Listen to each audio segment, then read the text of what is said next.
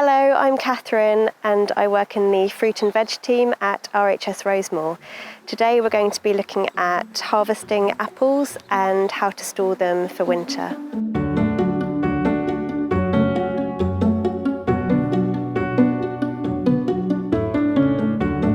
Apples are generally divided into three groups. So you have your early season apples such as Discovery, your mid-season apples such as Lord Lambourne, and the late season apples such as the tree we have here, which is Kidd's Orange Red.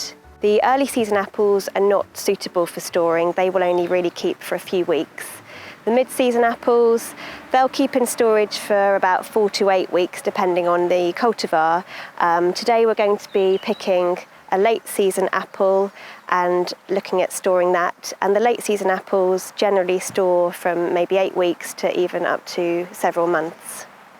Unsurprisingly, on an apple tree, not all the apples are ready to be picked at the same time, so you will need to do your picking on several different occasions. To see whether an apple is ready to be picked off a tree, you need to find an apple that you think might be ready. Gently put the palm of your hand underneath the apple and lift or twist the apple gently. If it comes off the tree, that means it's ready. If you need to start pulling it or tugging it, that means the apple is not yet ready to come off the tree, and so it should be left and picked at a later date.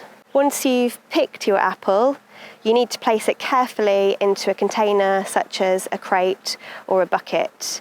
Any apples which have any damage on them or any rot will not store, so you want to be really careful when picking your apples not to bruise them or cut them in any way.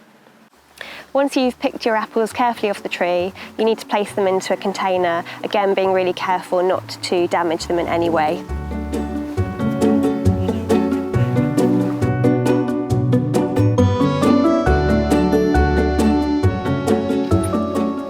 Once you've picked your apples off the tree, you need to grade them and place them in containers which are suitable for winter storage. Here we have 2 wooden apple trays. These are ideal containers for storing your apples over winter. The slatted bits of wood allow for air to circulate up and amongst the apples, and the corner struts allow us to place crates on top of one another and have good airflow and air circulation amongst the apples that way as well. From the apples we've just picked, we need to look through them carefully and decide which ones are suitable for storing over winter. This apple here has some damage on it from an insect or an animal eating it, so this apple will not keep. It's not suitable for storing over winter and should be used straight away or put onto the compost heap if it's really badly damaged. Apples that are really small or really large are also not really the best candidates for storing over winter because they tend to degrade more quickly.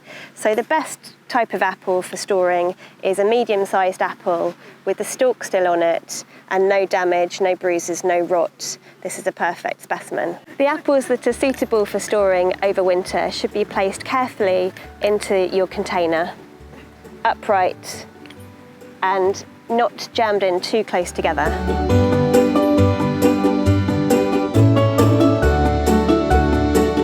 This tray has now been filled with sound apples which don't have any rot or damage on them, and it is now ready to place somewhere for winter storage.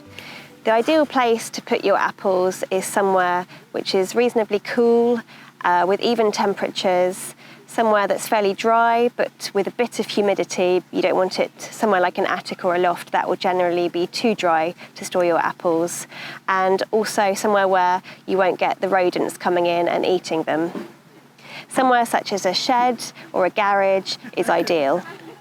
Your stored apples should be checked roughly once a week, going through each tray to look for any signs of rot or damage, and any that are rotting should be removed immediately so that they won't spread it amongst the other fruit. A top tip is to label your apples so that you know which cultivar of apple it is in a tray. In suitable storage conditions, these apples should now last for up to several months.